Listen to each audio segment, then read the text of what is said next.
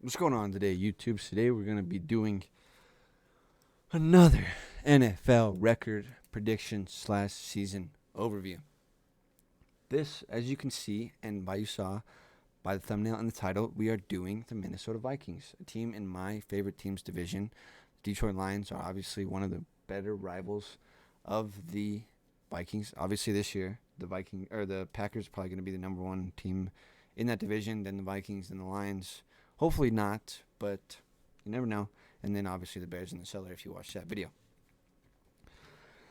To overview the season on how I think it's going to go, obviously the offense is loaded. I think Dalvin Cook, Justin Jefferson, Irv Smith, Adam Thielen, Kendrick Osborne, or Kendrick Osborne. It starts with a K, I think. Ken Osborne, whatever it is. I think this is one of the better offensive lines that Kirk Cousins has seen in the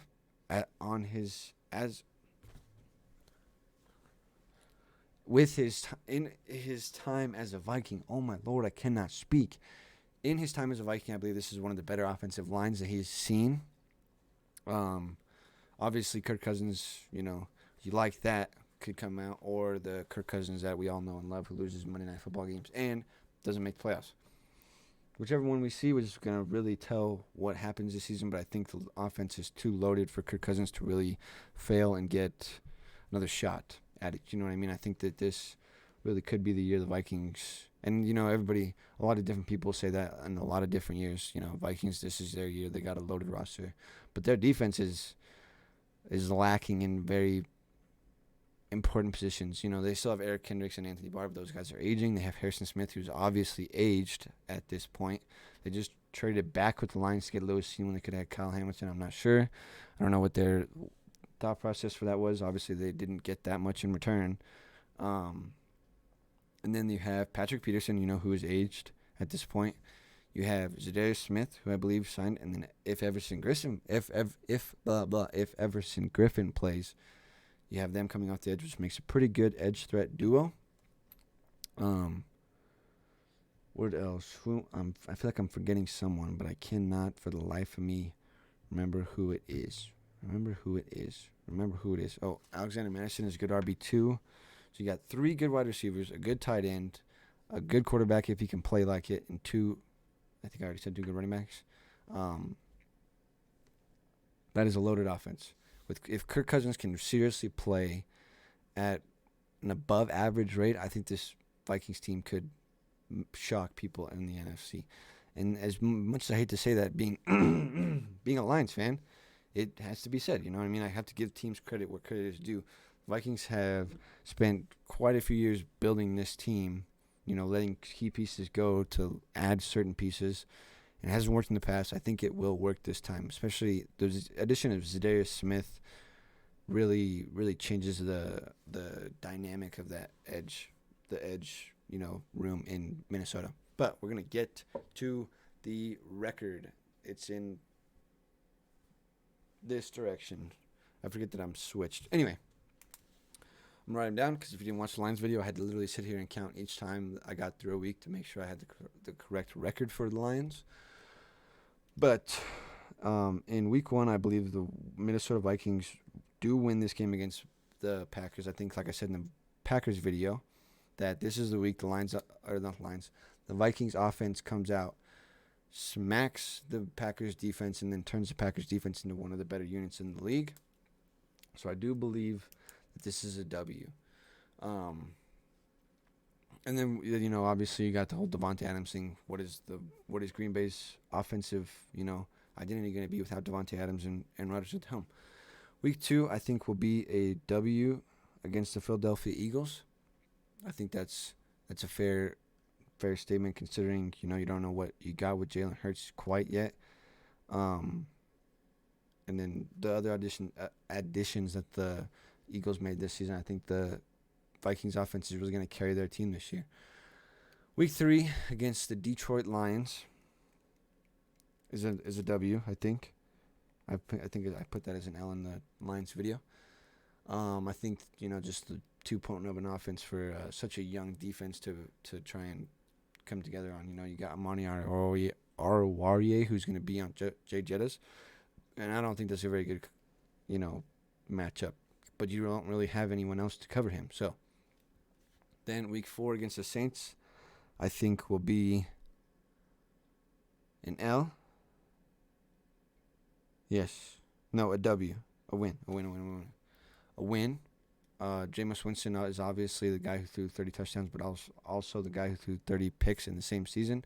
He got LASIK, looked better last year than towards ACL. You obviously have the big question mark of Michael Thomas, but you brought in Jarvis Landry, you have Marquez Callaway, and then you drafted Chris Olave in the first round.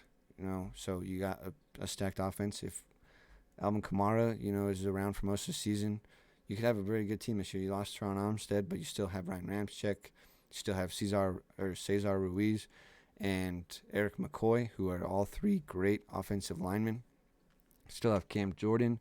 Marcus Davenport plays a good role on that defense. You still have Demario Davis. You still have the white dude. I cannot remember his name. Oh, my Lord. You still have Marshawn Lattimore. And then you brought in the Honey Badger to play safety in replacing of Marcus Williams. I think it's an upgrade. So you get it. The Saints could have a very potent year. It just depends on how Jameis Winston really plays, in my opinion. Then week 5, we have against the Bears. I think is a win. I don't need to explain that one. Bears are not good.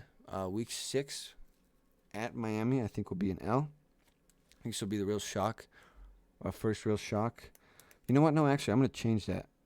That is a W. I'm going to give that as a win to the Minnesota Vikings.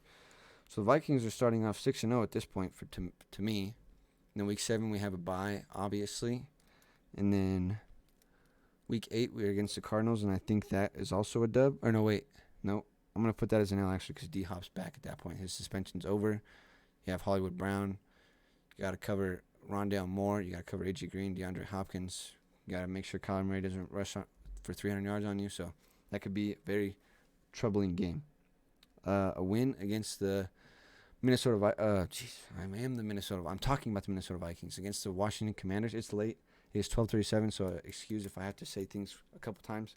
My brain is fried. I've recorded. This will be the 6th episode I've recorded for the week, and 4 of them are going to go up on the same day. So the Commanders obviously is a win. I don't think Carson Wentz is going to play that well. I think Carson Wentz had that one good year and then has bounced around the league obviously after his injury.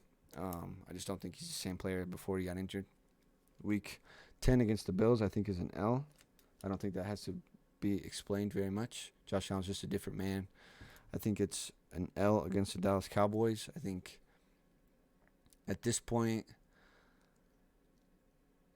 the Cowboys have found their identity behind CeeDee Lamb. You know what I mean? I think they have stopped missing Amari Cooper, and I think they have figured out, or they haven't, and I'm wrong. And the Vikings win this game. Week 12 against the Patriots, I think with that defense in New England, the Vikings are just going to torch Bill Belichick. As much as I want Bill Belichick to win so that way the Lions can have a better chance to make the playoffs, I do think that it's going to be a win. I think Bill Belichick is on a steady decline. And then yet another W against the Jets in Week 13. Week 14 we have the Lions, and I have the Lions winning that game, right? Yeah, at Detroit. Week 15 I have. They play the Colts. That's interesting because I like Matt Ryan to the Colts. I'm going to give him an L here. I think Matt Ryan really does make the Colts a far better team than Carson Wentz did, even than Phillip Rivers did. I think Matt Ryan will be the best quarterback to suit up in a Colts uniform since Andrew Luck. Even though Matt Ryan is aging, I think he still has some juice left in the tank. If you go back and watch Atlanta games last year, he was the only reason that they were in games or they won games. There was a terrible team. That was a terrible roster that Matt Ryan carried to more wins than he should have. Week 16 against the Giants, I think, is a W. Giants roster is just not really that good. It's not. Danny Dimes probably, or not. I'm not gonna say probably because I like Danny Dimes. I don't like him as a quarterback that much, but I'm tired.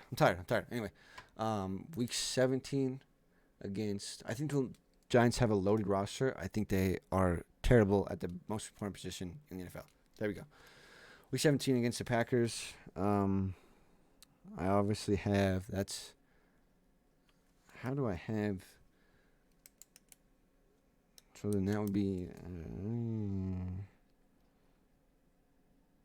Oh, yeah, okay. And then I have them losing in Lambeau week 17, January 1st to the Packers. I think Lambeau plays a big impact there. I don't think Dalvin Cook is probably the same player he is week 1 in this game. And I think that hurts the Vikings' chances a lot. You can't trust Kirk Cousins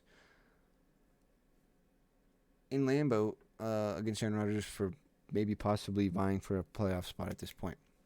And then obviously they have a sweep over the Bears. The Bears' terrible roster will hinder them this season.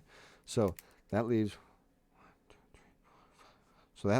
the Vikings at 12-5 as well. So in this division, this is crazy. I have Green Bay and Minnesota. Hold on one second. Let me see who wins this. So it's a split. So it's a strength of schedule. So Green Bay and Minnesota winning. I'm not going to go through and figure out who has the strength of schedule points over the other team to get the division win. But I have the Packers and the Vikings going 12-5. And then I have the Lions at 11-6, which is very high hopes. But obviously I'm a Lions fan. I'm not going to pray for losses. But if you go watch that Lions video, you'll see I'm not too far stretched on the teams that I think the Lions will lose to, and I'm not too far stretched on the teams I think the Lions will win. And then obviously Chicago on the cellar at 2-15. So a very big stretch there, going from 11-6 to 2-15. But I don't think it's off. I don't think it's super crazy. You know what I mean? These were all on the fly. I didn't think like, oh, what if this? It was just I looked at the schedule, I wrote the letter down, and I told you guys. That's what it was. Just so I could calculate the standings. And obviously it didn't work because I had two teams at 12-5. So, but most of the time, you know, you could determine it on who sweeps who or who has more divisional win games. But I can't tell because I don't have the Packers' exact schedule here. I don't have it written who they play each season, or each game. But without further ado, my throat's really killing me. I hate to cut this Vikings video short. I didn't really get to talk about their season overview that much. I got through their record pretty good. My throat is killing me. I got to get off the microphone, edit these videos, get them ready for you guys, and post them. Make sure to hit the like button. Make sure to hit the subscribe button if you haven't already. Make sure to go check out the rest of the NFC North videos. And most importantly, comment what takes you think I missed on the series so far. Peace.